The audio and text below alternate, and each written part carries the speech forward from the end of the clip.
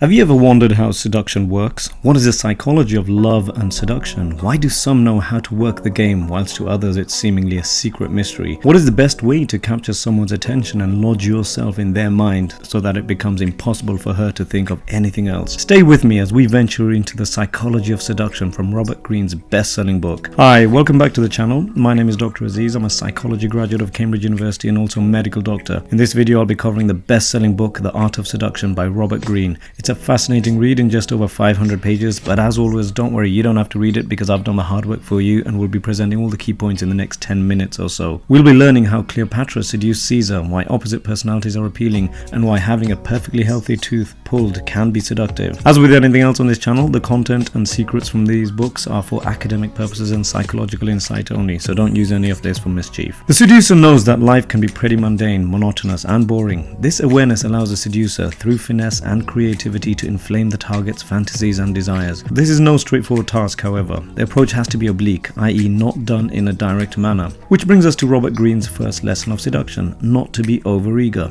Early on, you should not put your cards on the table, nor tell your target exactly what you want. You must be indirect and elusive. If you approach directly, you appear desperate and insecure. You will be more successful if you do not reveal your keenness too soon. With seduction, it is always best to let your target come to you, under the misapprehension that she's the one making the first move. Try to make an impression of neutrality. That is, make yourself noticeable, but you don't need to approach the target. An effective seducer is spider-like, building a strong and sticky and barely noticeable web. At its essence, seduction is a psychological game. So what is the best way of getting into her head inescapably? First, you stimulate your target with your appearances or actions. Second, once you have her attention, you send mixed signals. We are all fascinated by people who are hard to figure out, the mysterious, the unfathomable, the intriguing. You should try and come across as enigmatic so that your target thinks you are deep and thoughtful. Hint at complexity and create paradoxes. Examples given by Robert Greene is appearing all innocent-eyed but then throwing out a flirty look or wink, or balancing bouts of sharp humor with episodes of shyness. This is how Josephine de Bernhouse seduced the great Napoleon and eventually became his wife. He was the great French general who could have had any number of countless women. Josephine initially attracted him through gracious manners, inviting him to regular parties where she focused only on him despite the many other men around her. But what did she do once she'd stirred his desire? She began ignoring him and declined invitations to join him on his campaigns. Napoleon became incensed. Eventually she yielded and they married. The lesson: don't be an easy conquest. You should tease and flirt, but always be prepared to step back and be self-sufficient.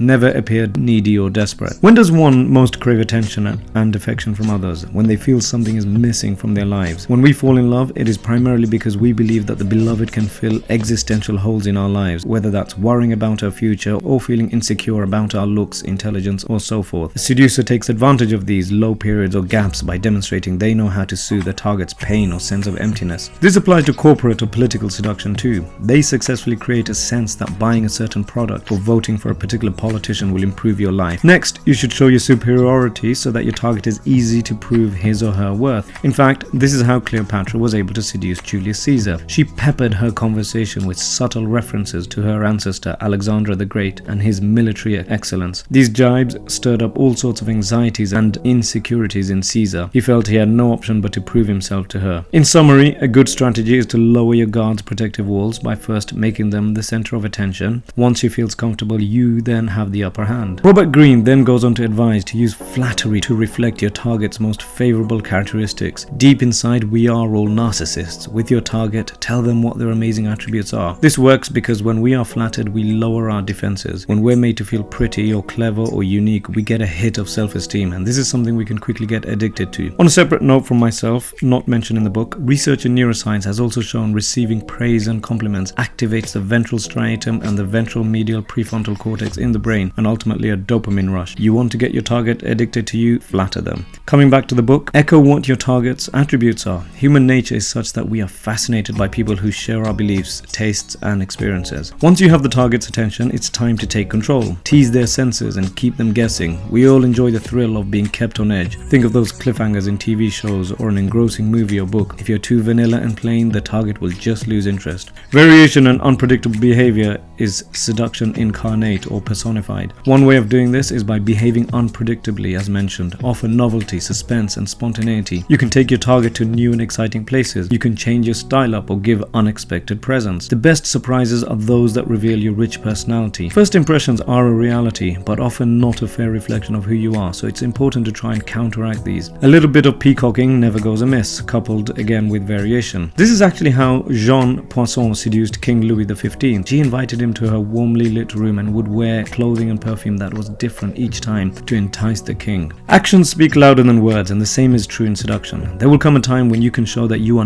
not just fun and games, but rather a virtuous person, i.e. someone of high standards. This will eliminate any doubts that your target may have about you, and they'll begin to truly trust you. Remember we talked earlier about how removal of a healthy tooth aided in seduction? Well, here's the story. Napoleon's sister, Pauline, was never able to stay with one man for more than a few weeks, but one day when she was suffering from severe dental pain, a gentleman called Canouville removed his own healthy tooth to show her that it was a relatively painless procedure, and ultimately this selfless act won Pauline's heart. Now don't worry, you don't have to remove your own tooth. Keep an eye out for opportunities to show that you are not all talk. If an opportunity does not present itself, Robert Greene advises to not hesitate to concoct something. There will be a moment when your target will be in need. Be ready to step in, to go above and beyond, and your efforts will not go unnoticed. For this to work, you need to be attuned to your target's needs. Putting on a display of strength, for example, when this is not her cup of tea, will just be a waste of time. Did you know that many of Sigmund Freud's female patients fell in love with him? This is because he got them talking about their childhood, which created a deep feeling of emotional connection. Childhood memories can provoke all sorts of powerful emotions, ranging from tenderness to feelings of abandonment. Once they are unearthed, your target will be even more receptive to you. When Freud delved into his patients' memories, especially those associated with their fathers, he remained distant but still present. The patients projected strong emotions into this silent and caring figure beside them, seeing him as a father figure. This effect is known in psychology as transference. We all long for youthful days when we were happy, unfettered, and secure. If you can stimulate those feelings in your target, it won't be long before they start to associate those emotions with you. This means they'll shift